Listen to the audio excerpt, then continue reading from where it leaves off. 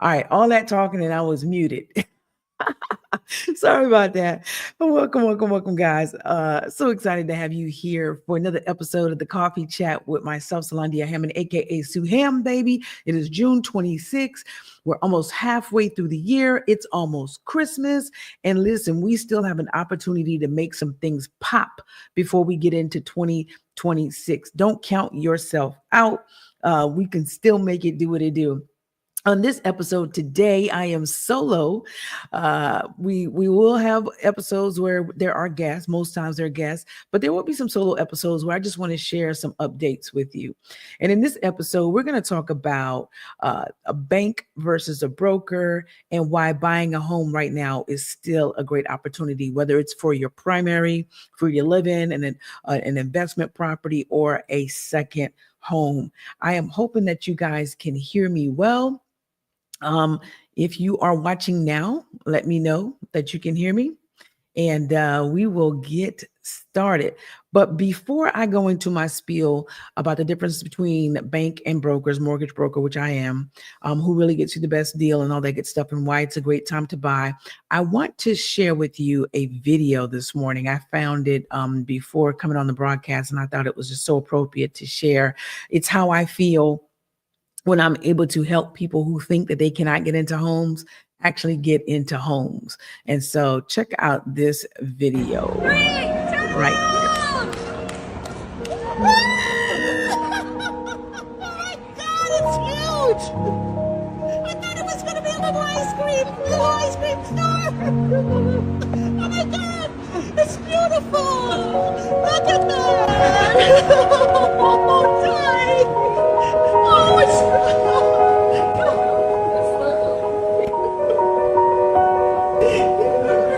hard. I can just see. I can just see what you worked so hard for. It's like a dream. Years and years ago, when I was working so hard as a single mom, I worked more than one job. I worked 2 jobs, I worked 3 jobs, I did whatever I could. And the way we would celebrate each week that I got through is I would take her for ice cream in Hollywood. We lived near Hollywood, and we would go for ice cream, and we would sit in the car and talk about what we wanted out of life and where we wanted to go and how we wanted to live and her dreams, and try to inspire her to be focused. And that ice cream was so special for us. Wherever I go in the world, I see ice cream and it makes people happy. It makes people calm. Those moments together, having those ice cream treats, sitting in the car on Hollywood Boulevard, people watching and dreaming and sharing everything. And now this. It's crazy, Mama, because even when I look at everything, I'm like, I can't believe this is real. You know, yeah, it's my dream and my vision, but it's more than what I dreamed. She always loved ice cream. She's always been obsessed with ice cream. And so have I. This is far beyond what I ever thought. I thought I was coming to a little ice cream shop. And Mama, you know this is dedicated to you. It's dedicated to you. Thank you, Jay. Thank you. I'm so happy for you. For us, Mama.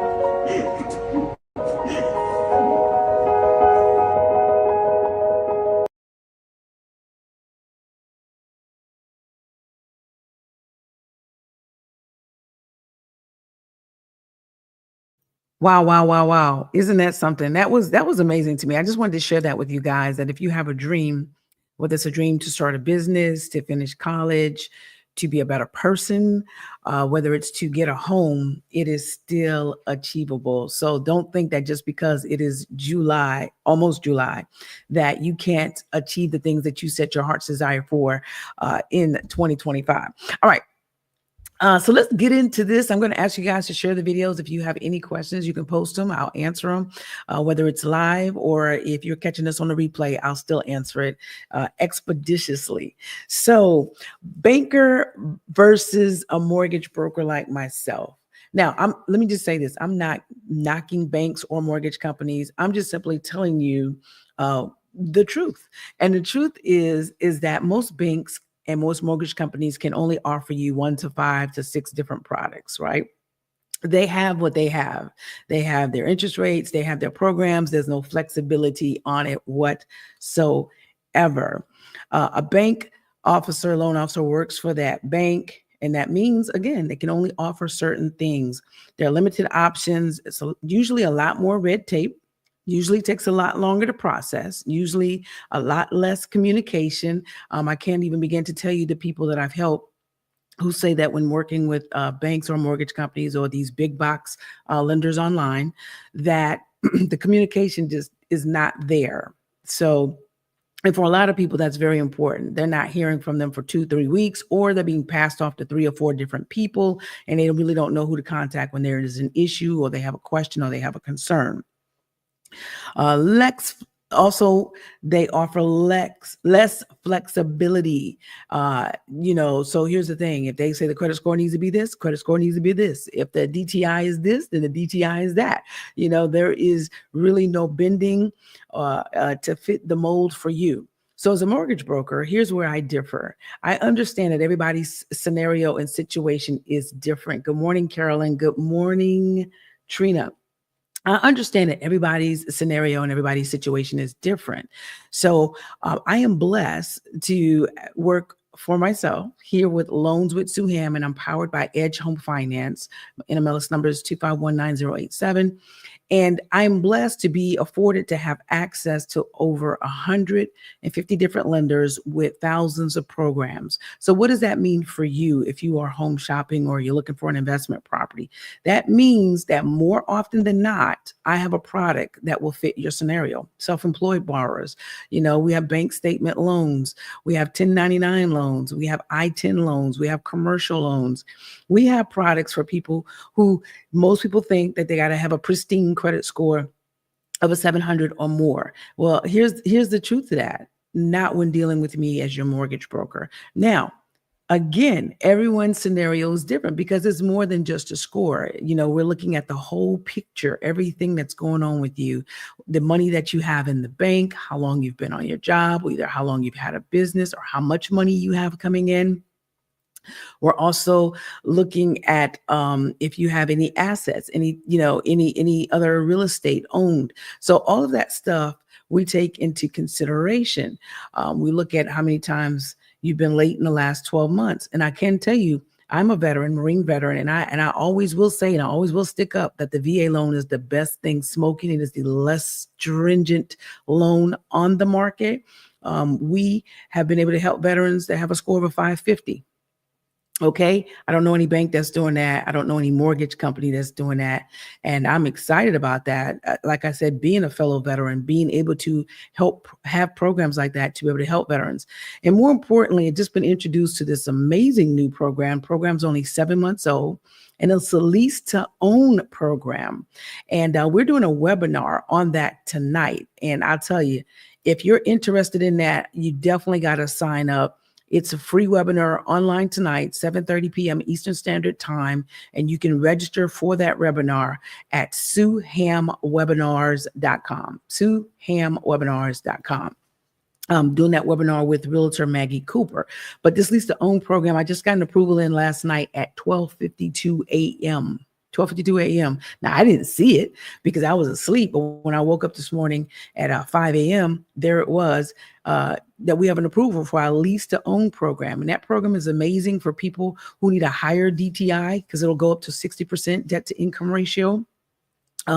If you have been paying your rent on time, it's a rewarder for you. It's got a lot of great things for it.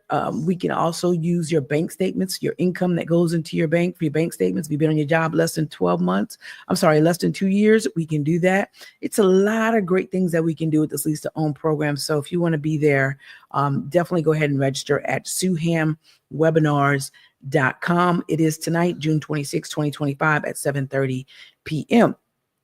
That's just the tip of the iceberg of some of the programs that we can offer as a mortgage broker. As a mortgage broker, I have programs with USDA loans with a credit score that goes down to at least 600 scores. 600 scores, whereas in most banks or most mortgage companies want you to have a 640 or a 660. So now, and I will say this, when dealing with lower scores, yes, you may have to take on a little higher interest rate, but here's the great thing about that, because we're going to segue into interest rates. You can always refinance when the rates drop. Rates are going to drop. They go up and they go down. You just need to decide if you want to get in, stick around and do that.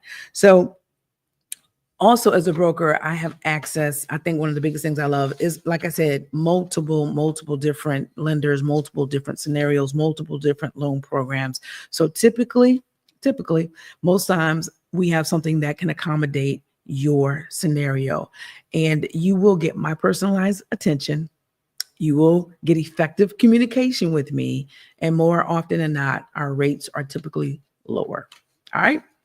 So for anyone who's been wondering, like, what is the difference between a bank, mortgage company, and a mortgage broker? I hope I have broken that down for you. If you still need more clarification, I'll be more than happy to get on a one-on-one call. You can always book a session with me, a free session at consultwithsueham.com, or go to the website that you see on the screen, loanswithsueham.com, and just schedule a free consultation and we can talk about that. All right. So why do I feel it's always a good time to buy? I'm gonna just be honest with you. It's, in my opinion, it's always a good time to buy. I'm a real estate investor as well. Buy houses, I fix them and I sell them. I buy houses, I fix them and I rent them out. And I always feel like it's a great time to buy if you buy right, because if you're buying right and you know your numbers, it's never not a good time to buy, in my opinion. But at this point in time, this is a buyer's market. Right now, buyers can negotiate really, really well in getting closing costs paid by sellers, because you are in a position to where sellers are ready to get off those houses. And so if you can qualify and you can buy that house, you are in a position to negotiate closing costs, to get some help with that. That's a great reason to buy. And I know some of you are concerned about those interest rates, but if you plan on being in that house for a little while, right? And maybe you can, or maybe you're going to leave, I don't know, after 3-5 years, maybe you want to consider an adjustable rate mortgage. Yes, I know we hear adjustable, we hear it's going to go up and down, it's going to go up and down. And that is true should you stay in that mortgage. However, if you go into it where the rate is fixed for 3 years, or it's fixed for 5 years, or it's fixed for 7 years, at least you have a steady fixed interest rate that's typically lower, and you can refinance it before that fixed rate time period ends. So if you're going in and if you want a fixed interest rate, right, and it's right now currently 7%, hypothetically speaking, but the adjustable rate is giving you 5% for the next 3 years, it may be a good option to go in and get the adjustable rate at the 5% for the next 3 years. And then before that 3 years ends, you can go back in and refinance if the rates are lower at that time. So that's one way to beat it. Another way to beat the rates is buy down. You can do a permanent buy down. So if you're getting sellers to help you with the closing costs, you can use some of that closing cost to actually buy down your rate. So if you're coming in at a 7% or you're coming in at a 6% and you've got extra money from seller concessions because they're helping you with closing costs, you could perhaps use some of that money to buy down the rate, maybe to a point lower, a half a point lower, if rates are a big thing for you. But I want to say this. I've always said it's better to get in now and to readjust later, because home prices are not going down. There was and I was looking for it on my Facebook page. I wish I had it to put it up to show you guys, but there's a gentleman who put up a post. He said in 2012, he could have gotten a property for $140,000 in Charleston, South Carolina. He put that post up, and he put up the post where June 9th, that home sold for almost $1 million. Now I want you to think about that. That's what, 13 years? In 2012, he had the opportunity to buy that property for $140,000. I don't know what happened, why he didn't buy it, but he was very transparent in putting it out there that the opportunity was there in 2012 to buy the property for $140,000. And here it is, June 9th, 2025, 13 years later, that home sold for nearly $1 million. So do you understand why I say now is a great time to buy? Because homes are appreciating. And if you go back and you look over the journey of real estate, more often than not, homes continue to appreciate. Even when there was a little dip in 2008 because of the mortgage crisis, guess what? It rebounded. So it's a wealth builder. When you go and you do the research, many people say that home ownership is what opens the doors for wealth or financial freedom. So again, I think it's always a great time to buy if you can afford the payment, if it's within your budget, and if you buy right, it's always a great time to buy. You can always go back and adjust. Long as you're making those payments on time, your credit is good to go, you can always go back and adjust and refinance. Or maybe you may sell the home and move into a bigger home. It's completely up to you. There's so many different exit strategies that you can implement to get into a better situation. I am a big proponent of getting into another home, putting that first home up for rent. I know a lot of you want to start out buying a mansion, but I'm all about buying a starter home. Get into a home, that you can afford and start with right now, and let it build appreciation while you're building down that equity. Maybe a year from now, maybe 3 years from now, 5 years from now, you decide to move into a bigger home. Now you keep that home and you rent it out. Now you become an investor. You own 2 homes. One is a rental, one is your primary. And guess what? If you decide you wanted to sell that home after 2 years, if you lived in that home for 2 years, you can sell that home. And if you're single, the first $250,000 profit is non-taxable. If you're married and you make a $500 gain from that property from selling it, then the first $500 is a non-taxable event. And if you're wondering why you see some people moving every 2 or 3 years, that's why, because they're buying in the right areas where the homes are appreciating, and they're making a bag every 2 to 5 years by moving and selling that property. All right. Now, if you're renting, I don't knock that.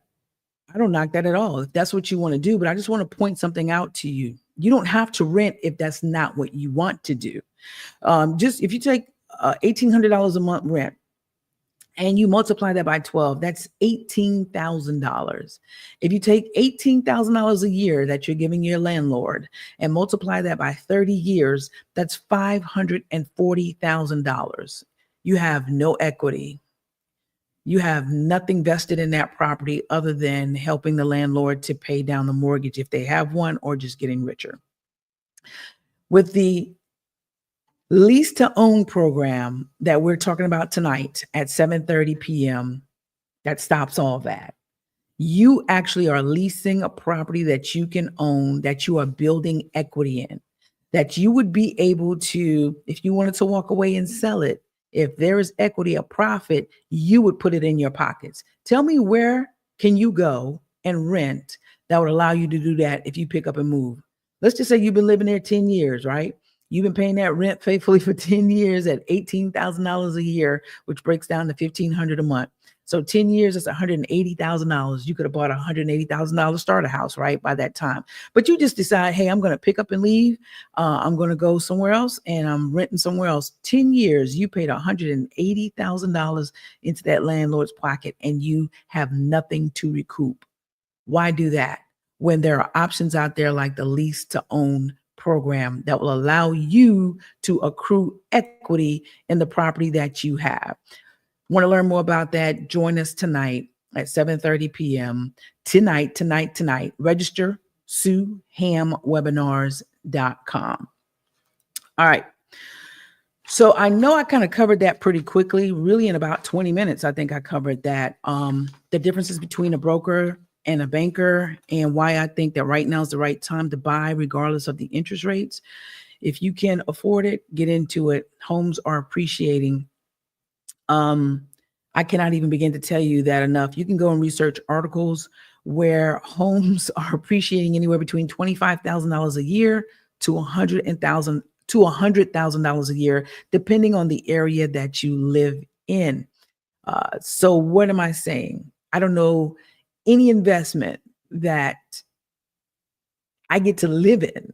I get to live in and enjoy, and it's increasing my net worth to the point where if I want to sell my home, I make a profit. If I want to refinance my home, I can pull money out of it to pay off high credit card debt, to pay off a high interest rate on a car loan, to send someone to college, to start a new business, to buy an investment home so that I'm making even more money, or to buy a vacation home.